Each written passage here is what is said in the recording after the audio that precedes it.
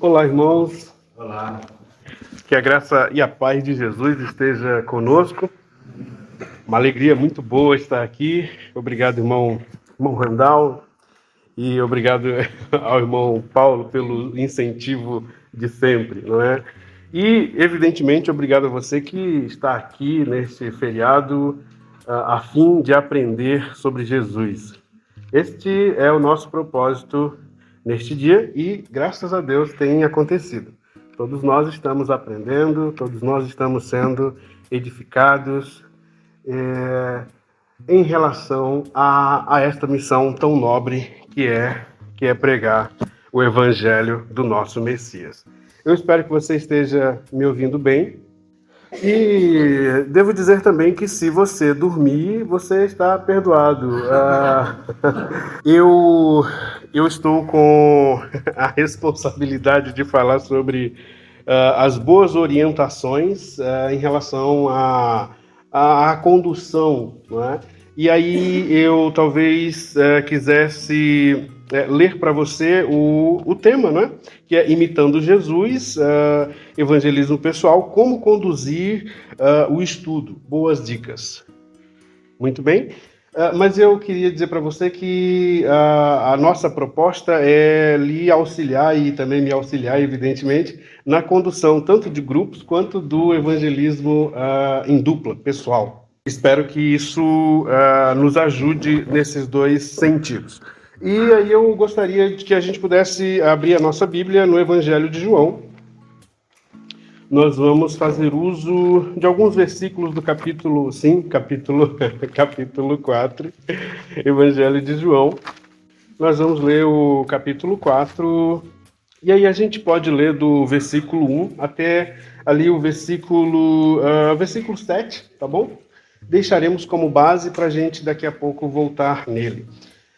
Texto muito conhecido, graças a Deus por isso, graças a Deus que a gente pode encontrar este cofre, por assim dizer, nas Escrituras, a cada vez que a gente abre neste belo texto. João, capítulo 4, versículo 1, diz assim: Os fariseus ouviram falar que Jesus estava batizando mais discípulos do que o João, embora não fosse Jesus quem batizasse, mas os seus discípulos. Quando o Senhor ficou sabendo disso, saiu da Judéia e voltou uma vez mais à Galiléia. Era-lhe necessário passar por Samaria. 5. Assim chegou a uma cidade de Samaria chamada Sicar, perto das terras que Jacó dera a seu filho José. Havia ali o poço de Jacó. Jesus, cansado da viagem, sentou-se à beira do poço. Isso se deu por volta do meio-dia. Nisso veio uma mulher samaritana tirar água.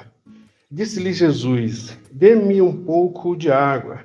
E aí, a observação que o João faz, entre parênteses aí, os seus discípulos tinham ido à cidade comprar comida. Pois bem, nós retornaremos a este texto daqui a pouco.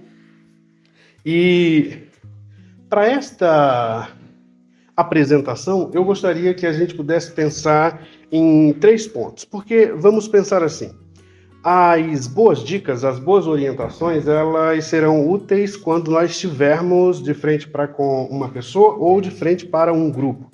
Muito bem? Então nós vamos pensar em um guarda-chuva e debaixo desse guarda-chuva nós vamos pensar assim, ó. Primeiro ponto, quem evangeliza?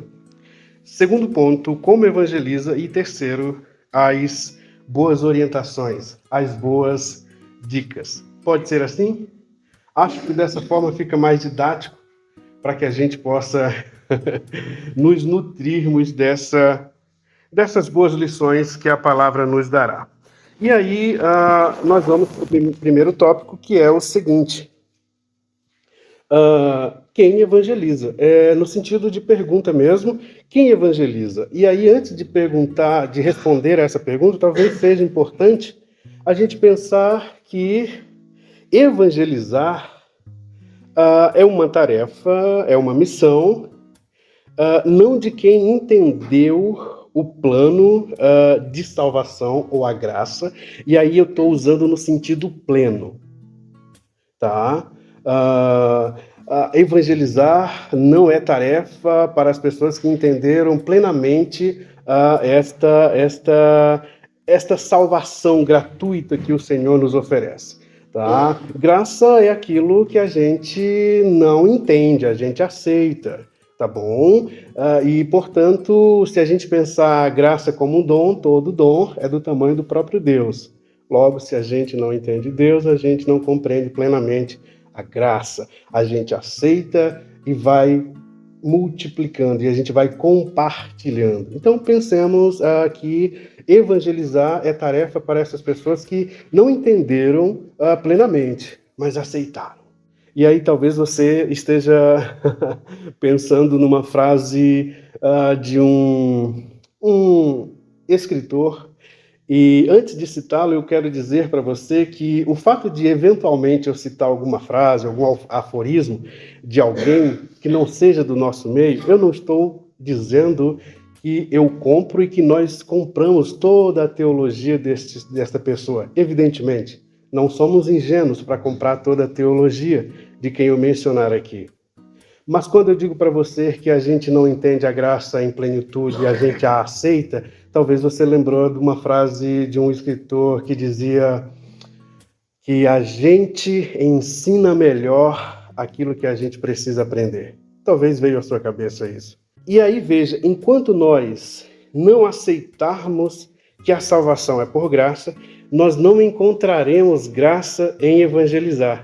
E, portanto, a ideia desta apresentação é incentivar você, incentivar a mim mesmo a continuar compartilhando. A gente aceita que o nosso nome está escrito no livro da vida por fé e mesmo sem compreender em plenitude, a gente compartilha e a gente compartilha. Então veja, para evangelizarmos é preciso que a gente tenha aceitado a forma graciosa com a qual nós fomos salvos. E talvez aqui caiba uma outra pergunta.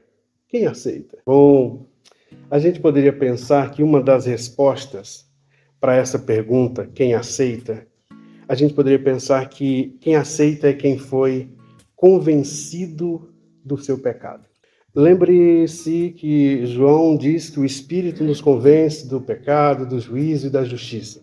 Alguém que foi convencido pelo Espírito é alguém que aceita que é um grande pecador.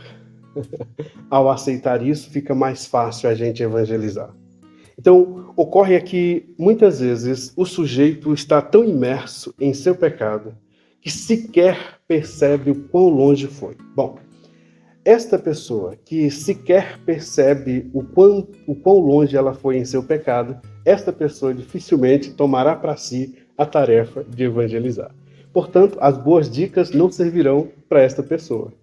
A gente poderia também pensar que quem aceita é alguém que entende que suas melhores obras não passam de trapos imundos, como diz Isaías. Quem é que aceita a salvação pela graça, gratuitamente? É este que entende que o meu melhor para Deus não influencia em nada.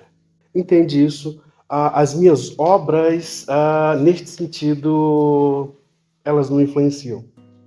Percebe? A gente não vai, como naquele exemplo de Mateus 7, no último dia dizer, Senhor, lembra do que eu fiz? Não, isso não vai funcionar. Muito bem. E aí, talvez eu devesse lembrar a você, há uma frase atribuída muito facilmente a um pregador britânico que ele diz assim, evangelismo é um mendigo contando a outro onde encontrar pão.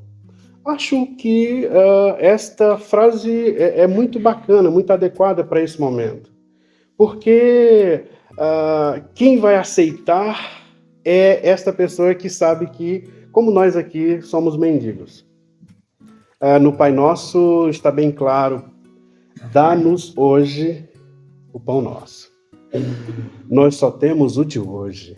Esta compreensão nos faz compartilhar este pão.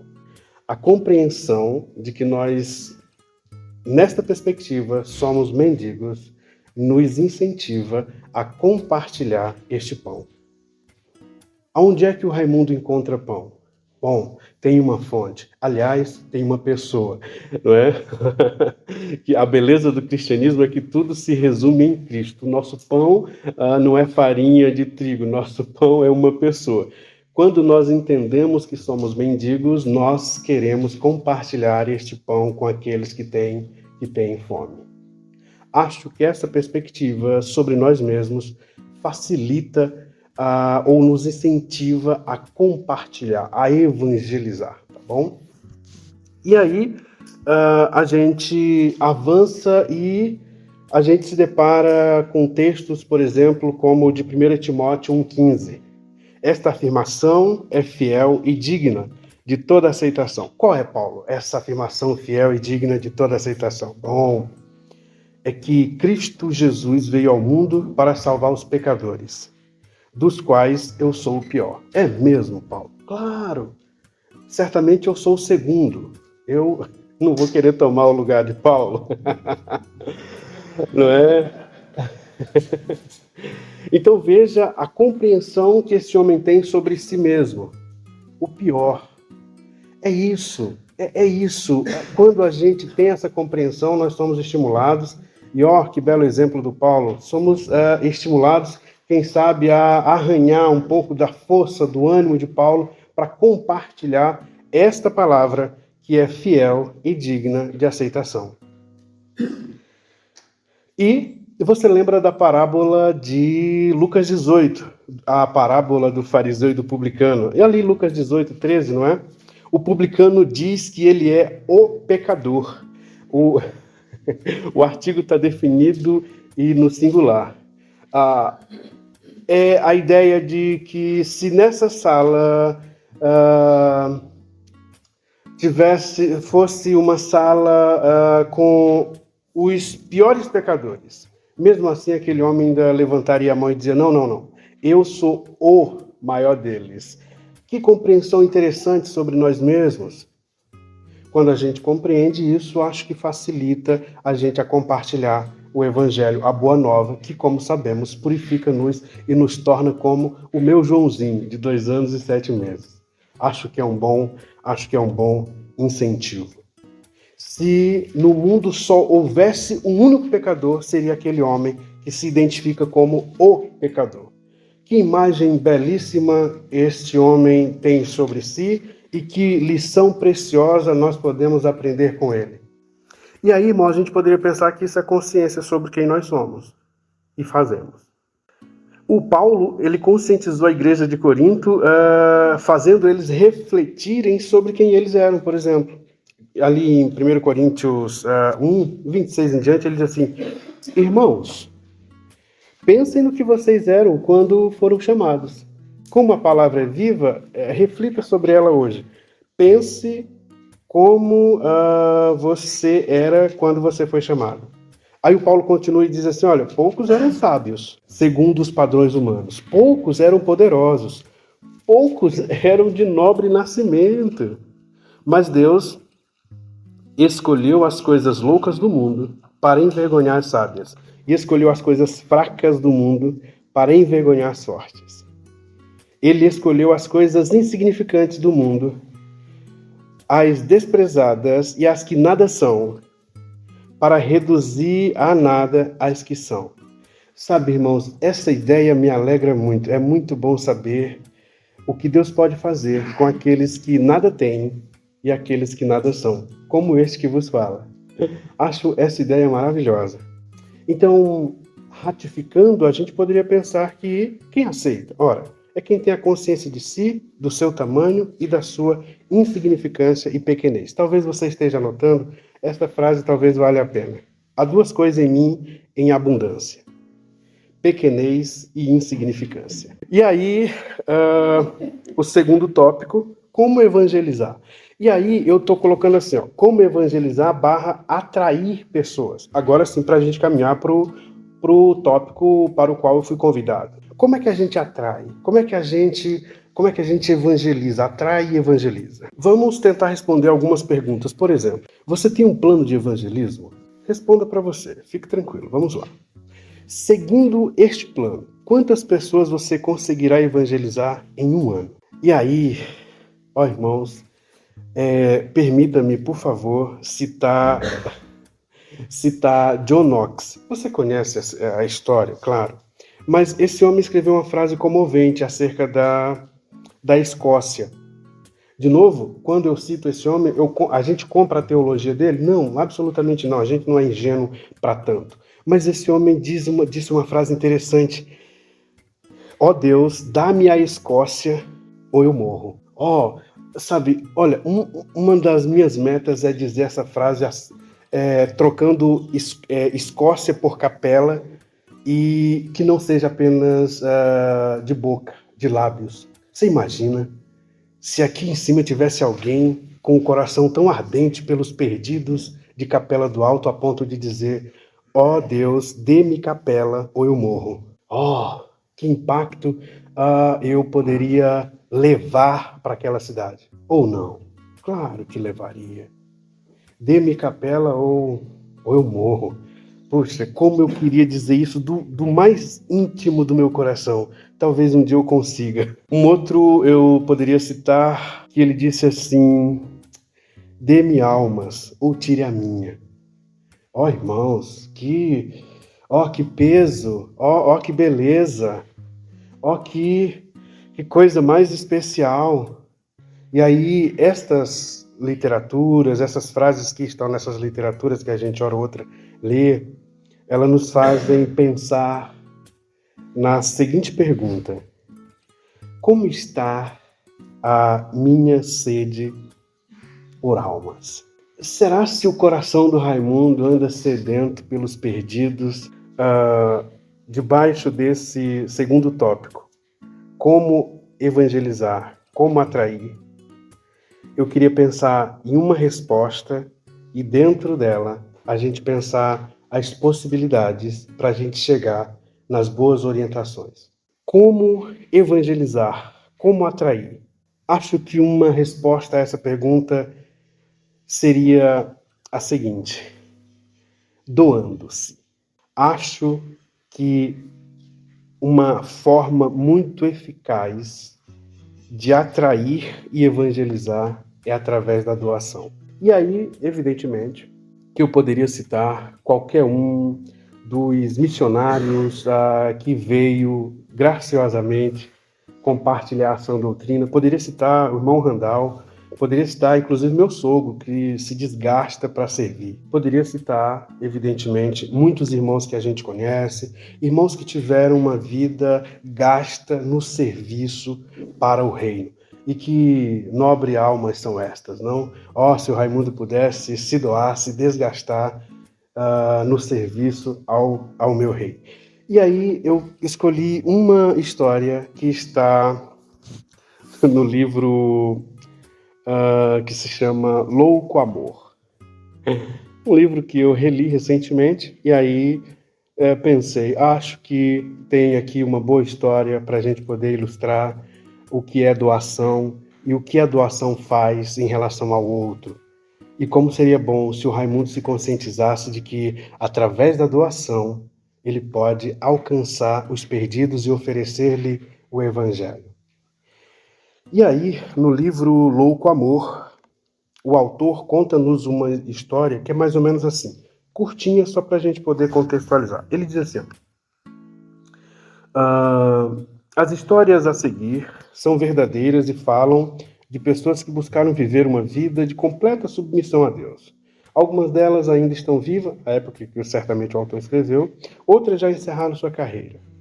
Os exemplos que representam diferem bastante, mas cada um carrega a marca de uma pessoa transformada e de modo distinto, pela beleza e a realidade do amor de Deus e pela orientação do Espírito. Ele continua dizendo assim, olha, em sua carta à igreja de Sardes, Jesus diz: você tem fama de estar vivo, mas está morto. Esteja atento, fortaleça o que resta e que estava para morrer. você tem aí em Sardes uns poucos que não contaminaram as suas vestes. Eles andarão comigo vestidos de branco, pois são dignos. Um texto maravilhoso, não é? Maravilhoso. E aí, a ideia é que Jesus elogia os poucos que eram fiéis, e do mesmo modo, diz o autor, em todas as gerações, há pessoas que fornecem exemplos dignos de serem seguidos. E aí ele traz a história que eu quero compartilhar, que é de um médico. Chama-se Nathan Barlow. Talvez você já viu essa história, e eu estou pegando-a apenas para ilustrar aquilo que a gente quer dizer no final. Nathan, um médico que escolheu usar suas habilidades na Etiópia por mais de 60 anos. Nathan dedicou a vida a ajudar pessoas com linfedema. O linfedema é um problema encontrado principalmente em áreas rurais, com pessoas que trabalham em solos de origem vulcânica. Ele causa inchaço e úlceras nos pés e na parte de baixo das pernas. A deformidade, o inchaço, as úlceras e as infecções secundárias que provocam levam à marginalização social, ou levaram à época, né? Marginalização social às pessoas cometidas da doença. A exemplo do que ocorre com os leprosos. E aí, ele continua e diz assim, que conheceu Nathan há pouco antes dele partir, a filha Sharon, que frequentavam a mesma igreja, o trouxe da Etiópia para a casa dela quando a saúde do médico começou a apresentar problema. Depois de apenas algumas semanas, ele não aguentava mais estar nos Estados Unidos. O povo que ele amava ainda estava na Etiópia. Por isso, sua filha o colocou de volta em um avião para que Nathan pudesse passar os últimos dias de vida no lugar onde servia às pessoas. Certa vez, Nathan sentiu uma dor de dente e era tão intensa que ele teve que pegar um avião para longe do campo missionário para receber assistência médica. Nathan disse ao dentista que nunca mais queria ter de deixar o campo missionário de novo por causa das dores de dente. Olha a solução daquele homem. Por isso, pediu que todos os seus dentes fossem arrancados e substituídos por dentaduras. Assim, a obra de Deus na Etiópia não seria prejudicada. Esta é uma história sobre doação. Acho que é uma maneira muito eficaz, repito, de se alcançar gente, de compartilhar o Evangelho, de compartilhar a graça de Deus. E aí, irmãos, doação funciona. Deus usou este meio, doando-nos o seu único filho. Use esse método para que os filhos dos homens se tornem filhos de Deus. Então veja, com amor, desejo e motivação e doação se alcança os perdidos.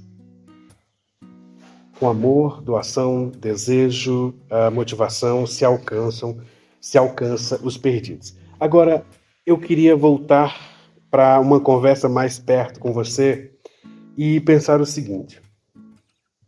Nós estamos falando de uma busca pelos perdidos e essa busca se dá de forma eficaz pela doação, é verdade. E aí, vamos pensar o seguinte, irmãos. Quais são os seus recursos hoje? Quais são os recursos de sua congregação hoje? Quais são os seus recursos hoje, se você somar com os recursos que a sua congregação tem? E aí a gente poderia pensar assim, olha, a gente vai fazer o que deve ser feito onde estamos com aquilo que temos. E o que nós temos? De forma assim bem tranquila, bem rasa, o que temos? Bom, nós temos relacionamentos. Você tem relacionamentos, a congregação tem relacionamentos. Nós temos redes sociais, acho que a maioria. A congregação muitas vezes também tem. Isso são recursos.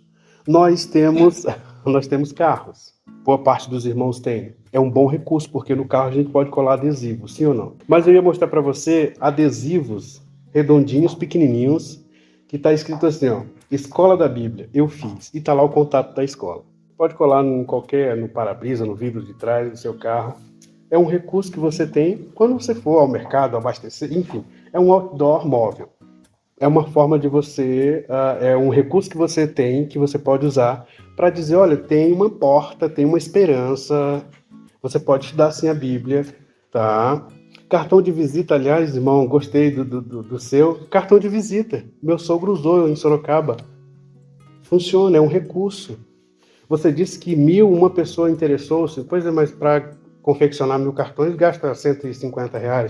Se a cada 150 a gente conseguir uma pessoa, então vamos fazer porque é eficiente. Oxe, queria eu poder investir 150 e ter uma alma. Livros, ó, esse funciona. Livros ajuda muito, irmãos, não é? Sim, claro, a gente precisa estimular, inclusive, irmão Randall, a gente precisa comprar ali, incentivar, aí a gente lê e empresta. Não volta mais, então já doa para você não pecar. Porque não volta, né, irmão? Não volta. Então, veja, é um bom recurso. Percebe? É um recurso que você tem e que a congregação pode contar com isso. Percebe? Então, pensando nesses recursos, talvez mais de um você tem, e agora a minha pergunta é a seguinte: qual é a sua estratégia? Quais as estratégias da sua congregação hoje? Por exemplo, a gente pode oferecer o curso, ou as aulas, o estudo, o encontro online, não pode? Pode. É um recurso.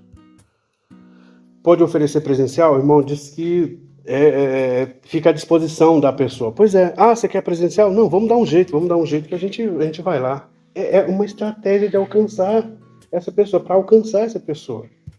Certo? Correspondência, essa é pouco usada, mas deixe-me lhe dizer, a Escola da Bíblia em Sorocaba ainda mantém pelo menos uma aluna na nossa região, em Mairim, por correspondência. Então funciona. E a gente espera que logo a igreja esteja se reunindo naquela cidade a partir do entendimento e da decisão daquela menina. Uma outra pergunta é a seguinte: para quantas pessoas você consegue dar aula na semana? Percebe isso? Porque isso vai ajudando a você a fazer um certo mapeamento, um planejamento para fazer isso. E eu pensei nessas estratégias e usei o texto de João 4, porque de forma estratégica Jesus encontra-se com aquela mulher ao meio-dia. E aí a gente pode pensar assim: Jesus, como homem, de fato ele sentiu sede, mas talvez seja mais belo e profundo você pensar que, como Deus, ele tornou-se sedento para alcançá-la. Porque é exatamente isso que ele fez, não é? Ele, como Deus, torna-se sedento para que nós fôssemos saciados. E aí, terceiro ponto para a gente finalizar, que é o que você está esperando. Depois da doação dos recursos disponíveis, o resultado vem. Porque a palavra não volta vazia. Olha, gente, Capela do Alto, pequenininha, tem no mapa, deixe-me dizer para você.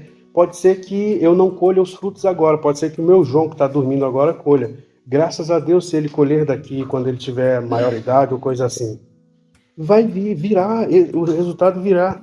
Então, boas dicas, boas orientações. Olha, irmãos, consegui 2, 3, 5 pessoas que querem estudar, online ou presencial. Então, as dicas aí, você está anotando? Primeiro, crie esperança. Olha, tem um poeta moçambicano chamado Mia Couto. Ele diz, olha, a gente precisa falar de esperança todo dia, só para saber que ela existe.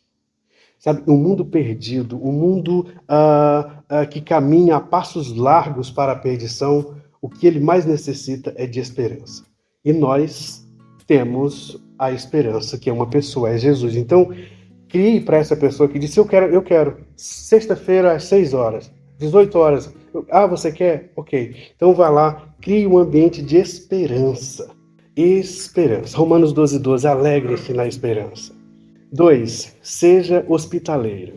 Qualidade exigida dos bispos, mas também de todos os cristãos. Então seja hospitaleiro. Mostre o quanto você se sente bem com o grupo ou com a pessoa que você está estudando.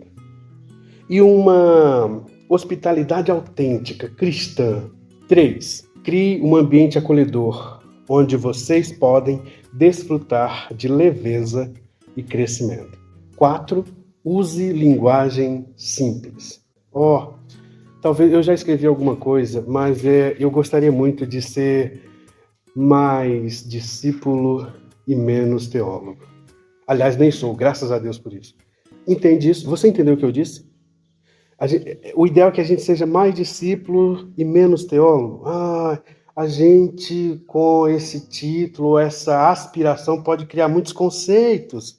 E Jesus é mais simples, tá bom? Então, seja mais discípulo e menos teólogo, tá bom? É nesse sentido, tá bom? Então, use uma linguagem que o seu aluno possa compreender, tá bom? 5, né? Alimento físico e espiritual. Ele aceitou ser presencial? Faça um cafezinho, um chazinho de camomila de preferência, para acalmar. Faz alguma coisa, pega uma bolachinha. Isso facilita e muito, porque a gente está usando estratégia. A gente quer nos fartar muito fisicamente? Não, mas é bom oferecer um cafezinho, ofereça ali um suco. Isso cria familiaridade, cria acolhimento, tá bom? 6. Seja prudente, não canse ninguém. Irmãos, a gente sabe uma coisa que eu descobri com meu sogro é o seguinte: meu sogro e minha sogra estão aqui, graças a Deus por isso, mas eu aprendi lá 8 anos atrás que é o seguinte: é possível ser crente sem ser chato, né? Muito bom, que dádiva. 7, seja de fato paciente. Olha, nós precisamos encontrar o equilíbrio entre a urgência, muito bem falada pelo irmão Randall, e a paciência. Porque se você for muito apressado, você corre dois riscos. Primeiro, é de fazer discípulo para você. 2, se você for muito apressado, você cria cristão raso. Eu conheci um rapaz que ele dizia assim, olha, ele disse para uma pessoa que ele estava evangelizando: eu estou enchendo você de evangelho para que daqui a pouco, se eu sonegar impostos, você não se desvie. Entende isso? Enche essa pessoa de evangelho, porque se você, porventura, sair, você entende isso. Se você se envolver em algum escândalo, essa pessoa não vai sair, porque essa pessoa está cheia de evangelho, de Jesus, não das suas ideias, não do seu pensamento. Entende isso? Então, a paciência faz com que nós contribuímos para que o irmão seja profundo, ele tenha raízes profundas. Bom, o 8º era esse: encha-o de evangelho. 9, seja fiel. Não desmarca, não. Se for para desmarcar, que seja da outra parte, né, irmão? Muito bom, gostei disso, tá aqui. Por quê? Porque decepção no início tem mais chances de derrubar os neófitos. Se a gente desmarca, se a gente não é tão fiel, isso tem mais peso no início da vida cristã, no início da caminhada. Então, evitemos isso. E, para finalizar, nós precisamos amar os perdidos. Olhar para o mundo... E aí eu termino com uma outra frase dizendo o seguinte: você sabe, só tem vida em Cristo. Logo, o resto do mundo é um grande cemitério.